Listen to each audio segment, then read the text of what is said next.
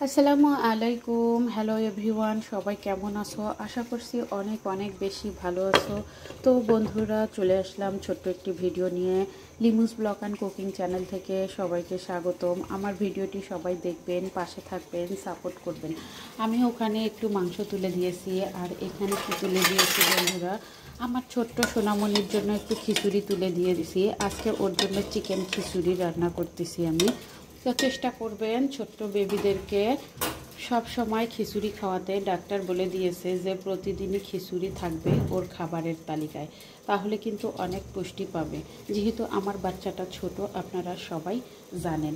তো এখানে আমি পেঁয়াজ কিছুটা ব্লেন্ডার করেছি, কারণ রাতের জন্য রান্না করব মাছ, সেই মাছের জন্য ব্লেন্ডার করে রাখলাম। আর সাথে কিন্তু একটু জিরা দিয়েছি, এই কারণে কিন্তু দেখতে অনেক অনেক বেশি সুন্দর হয়েছে বন্ধুরা। তো বন্ধুরা, এই যে চুলাটা এখন ক্লিন করতে হবে, যেহেতু রান্না করতেছি অনেক বেশি নোংরা হয়েছে। ইউটিউবে ভিডিও দেখাতে গেলে অবশ্যই কিন্তু মানুষ পরিষ্কার পরিচ্ছন্নভাবে দেখায়। তো আমি কিন্তু এখন রান্না করতেছি, এখন পরিষ্কার করিনি, কারণ রান্না শেষ হবে তারপর তো পরিষ্কার করব। তো আপনাদের সাথে নিয়েই পরিষ্কার করব, সমস্যা নেই। তো এখানে আমি মাংসটা রেখেছিলাম, তো ওই পাত্রে দিছি। আর এখন আমি রাইস কুকারে ভাত দিয়েছি বন্ধুরা। দেখো, রাইস কুকারে ভাত দিয়েছি। আমার রাইস কুকারের ঢাকনাটা এইটা নষ্ট হয়ে গেছে, মানে কেমন করে জানি ফেটে গেছে, আমি জানি না। তো এটা ঠিক করতে হবে।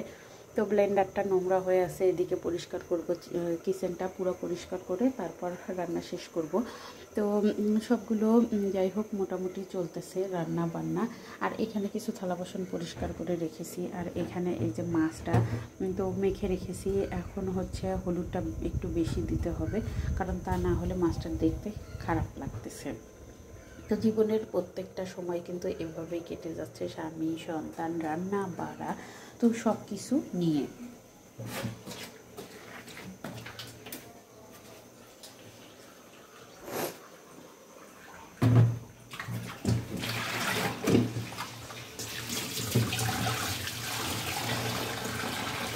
তো যারা আমাকে ভালোবাসো, সাপোর্ট করো, অবশ্যই প্রতিনিয়ত সাপোর্ট করে যাবে। আর আমিও তোমাদের সাথে আছি, পাশে আছি। তো নোংরা জিনিস পরিষ্কার করতে কিন্তু অনেক খাটনি, কিন্তু কি আর করার, এভাবে নোংরা থাকা যাবে না, অবশ্যই পরিষ্কার পরিচ্ছন্ন থাকতে হবে বন্ধুরা। তো তোমরা কিছু মনে করো না, আমি কিন্তু এক হাত দিয়ে ক্যামেরা ধরেছি আর এক হাত দিয়ে ক্লিন করতেছি, সেক্ষেত্রে কিন্তু আমার একটু টাফ ব্যাপার হচ্ছে। তো বন্ধুরা দেখো, এই যে গরম গরম অবস্থায় পরিষ্কার করলে কিন্তু ক্লিনটা ভালো হয়। অনেকে বলে যে কাচের চুলা ভালো না, কাচের চুলা ফেটে যায় রান্না বান্না করলে। আসলে কিন্তু আমি প্রায় 1-1.5 বছরেরও বেশি এই কাচের চুলা ইউজ করতেছি, কোনো সমস্যা হয়নি। কিন্তু নিচের পাওয়াগুলো আমার চুলার খুলে গিয়েছে। আমি কিন্তু ওইগুলোই হচ্ছে ইয়ে করব। আসলে এই যে সংসার সামলিয়ে এই কাজগুলো করা, ভিডিও দেওয়া খুবই একটা টাফ ব্যাপার হয়ে যাচ্ছে বন্ধুরা। তারপরেও চেষ্টা করতেছি রেগুলার ভিডিও আপলোড করার জন্য। আসলে সময়ের ব্যবধানে হয় না, সময় অনেক খারাপ জিনিস। তো সময় কিন্তু সময়ের গতিতে চলে যায়, আর মানুষ কিন্তু কিছু বোঝে। তো দেখো বন্ধুরা, পরিষ্কার করলে কিন্তু সব কিছু ঝকঝকে তকতকে মনে হয়, আর অপরিষ্কার থাকলে কিন্তু আসলে কোনো কিছুই ভালো লাগে না বন্ধুরা। পরিষ্কার পরিচ্ছন্নতা হচ্ছে ইমানের অঙ্গ। চেষ্টা করবেন সব সময় পরিষ্কার পরিচ্ছন্ন থাকতে।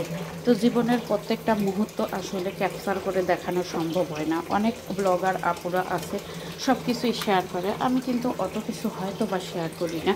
আমার রান্না বাড়া, আমার সব কিছু, আমার এতটুকু আমি সব কিছুই শেয়ার করি বন্ধুরা। তোমরা পাশে থাকবে, সাপোর্ট করবে, আর তোমাদের জন্য অনেক অনেক দোয়া আর ভালোবাসা রইল বন্ধুরা। তো আজকের ভিডিওটি এই পর্যন্ত। আমি এই যে অলরেডি সব এই পরিষ্কার করে নিয়েছি গল্প করতে করতে। তো আজকে এই পর্যন্ত। সবাই ভালো থাকবে, সুস্থ থাকবে, আমার সাথেই থাকবে। যারা পেজ থেকে দেখতেছেন অবশ্যই আমার এই ছোট্ট পরিবারে যুক্ত হয়ে যাবেন, ফলো দেবেন। ইউটিউব থেকে দেখলে অবশ্যই সাবস্ক্রাইব করবেন। তো সবাই ভালো থেকো, সুস্থ থেকো। আজকে আল্লাহ হাফেজ, এই পর্যন্ত।